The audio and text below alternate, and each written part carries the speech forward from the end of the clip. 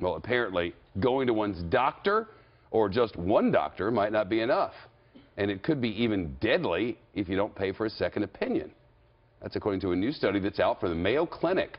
Researchers there say they found that nearly 90% of people who go to a doctor for a second opinion get a different opinion.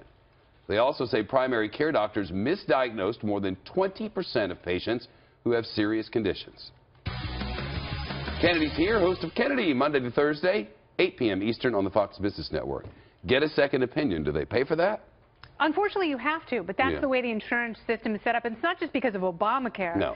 This whole system was really set up based on Medicare, where you go to your primary care physician, and then you're eventually farmed out to a specialist. But how nice would it be if you could just go to that specialist in the first place, especially if you know something is oddly wrong with you. And what happens is specialists, they differentiate and see a number of people who have your exact condition, and so they know right away if it's good, bad, or very, very ugly. This headline that it could be deadly if you don't get a second opinion, that sounds like some scaremongering. I think that is a bit of hysteria, because what they're actually talking about is refined diagnoses in most cases. So when you go to a specialist, your PCP thinks you have one thing, but it turns out the diagnosis may not be that bad, or it may be in a specific subset. So what do you have to do when you go to your primary care physician and that doctor says you have condition A? Then do you have to ask your doctor, can I see a specialist, or do you have to get referred to one? Well, if you have a good doctor and it's a really serious condition, the kind that can be deadly, they're automatically going to refer you to someone else, particularly if you're talking about something in the cardiovascular or cancer zone. So, you know, they're going to send you to a doctor who has more refined expertise in that area. So, you know, when they talk about these deadly conditions, that's essentially what they're talking about.